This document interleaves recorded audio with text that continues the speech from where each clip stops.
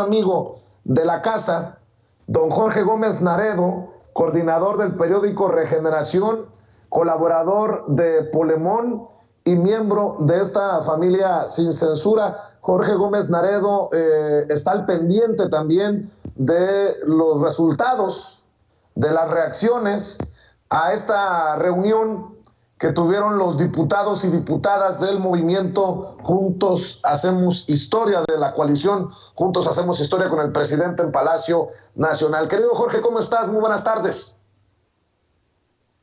Hola, ¿cómo estás, querido Vicente? Espero estés muy bien y espero que todo el auditorio sin censura esté muy bien. Estamos muy bien. Los que no han de estar muy contentos ni muy a gusto, que digamos, son los de la oposición al ver tanta miel en Palacio Nacional esta mañana.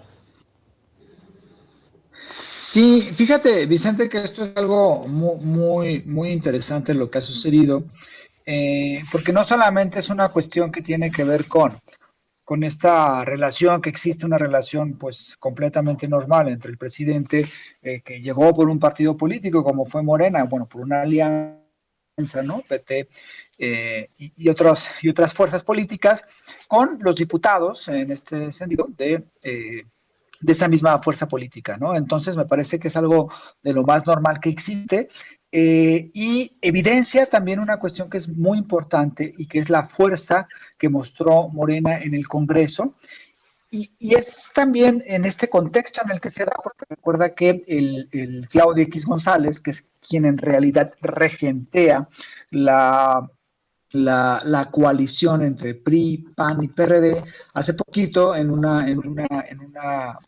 reportaje o en una crónica o en una nota que sacó Álvaro Delgado, sin embargo, pues evidencia cómo pues prácticamente lo regaña, ¿no? A los dirigentes de los partidos políticos, diciendo que cómo era posible que no hubiera una unidad tan clara y que habría que evitar la podredumbre y que había, en fin, todas estas cosas que Claudio X González como empresario, pero más bien como coaching de estos partidos políticos está mencionando, y cómo este grupo que durante muchísimo tiempo, antes del proceso electoral, decían que iban a quitarle el control de la Cámara de Diputados a Morena, que iban a hacer que Morena desapareciera de la Cámara de Diputados y que ya no tuviera como la facultad de aprobar los presupuestos, pues hoy la realidad es que fue muy distinto, ¿no? Es decir, hubo una aprobación del presupuesto, hubo sí una discusión del presupuesto, pero se notó la fuerza porque al final el elemento de la gente que mandó el mensaje en el anterior proceso electoral, pues fue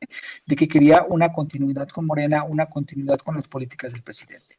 Ahora, lo que existe también, pues es que hubo una idea entendible por el presupuesto, porque no solamente era un presupuesto enfocado en programas sociales, ¿no? Sino era un presupuesto enfocado en la política pública de López Obradorismo, que es, creo, uno de los elementos centrales que se aprueba, que ya se va a tener, y que esto le permite a Andrés Manuel López Obrador tener, al menos en la cuestión de los presupuestos, pues una segunda parte del sexenio muy cómoda en ese sentido. El otro elemento que viene, pues, es las reformas que se van a plantear. Andrés Manuel ha hablado de tres reformas importantes. Una, la reforma eléctrica, que es una de las reformas más significativas y más vitales de este gobierno. Dos, la reforma a la Guardia Nacional. Y tres, la reforma electoral, ¿no? que son las tres reformas que se han apuntado para esta segunda mitad de sexenio de Andrés Manuel.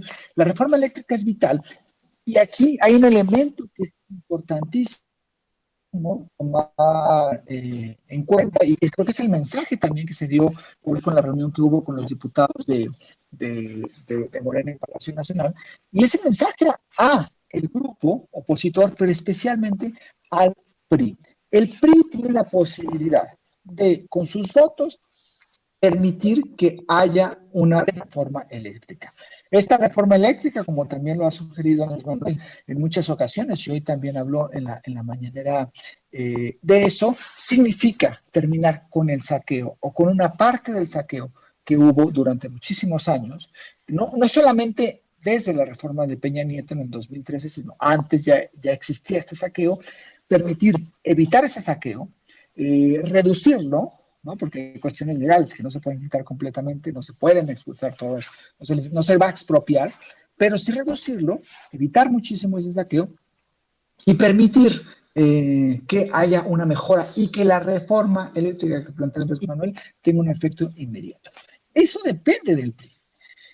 Y el PRI en realidad es el partido más endeble en este momento. Bueno, el PRD ya ni siquiera lo podemos considerar un partido, porque no sé qué sea ya, pero es el partido más endeble, más allá del PAN, que puede incluso desaparecer, que puede incluso irse al basurero, y creo que una de las únicas posibilidades que el PRI tiene de existir en este momento es que regrese un poco a esos principios nacionalistas que le dieron consistencia durante muchísimos años, más allá de su autoritarismo, de todo lo que ha sucedido con este partido, pero regresar a los inicios, ¿no? Que es los inicios de la Revolución Mexicana y los inicios de Lázaro Cárdenas, los principios de Lázaro Cárdenas en cuestión energética de López Mateos.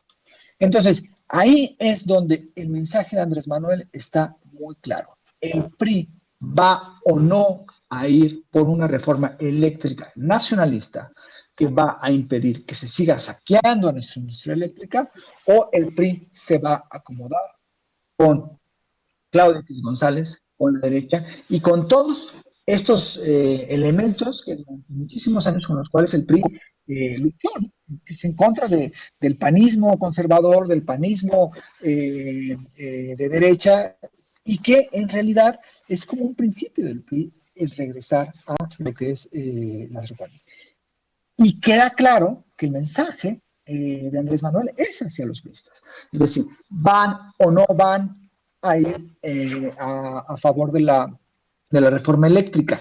Y como lo bien lo dijo ayer en una mañanera, porque Moreira pues mencionaba que como no los pelaron en la aprobación del presupuesto, ellos no van a aprobar la reforma eléctrica. Pero aquí el elemento es, como dijo Andrés Manuel, no es con él, es con el pueblo mexicano, es con la nación. Y si el PRI va a votar en contra de esa nación, pues entonces que se atienda también, que se atenga a las consecuencias. Entonces, por supuesto que esto es muy significativo, por supuesto que lo que se ha dado en estos días es muy importante y queda claro que lo que ellos intentaron hacer, que nos queda esa cuestión, gastaron un dineral en guerra sucia, gastaron un dineral en tratar de desprestigiar a Andrés Manuel. Gastaron un dineral en la pandemia para descarrilar al gobierno, todo para tener el control de la Cámara de Diputados en este año y no lo lograron. Y no lo lograron que el presupuesto que mandó Andrés Manuel se aprobó. Y eso es algo muy importante y me parece que los mensajes están claros, las apuestas están claras y el PRI debe decidir a dónde se quiere ir. Y nada comparado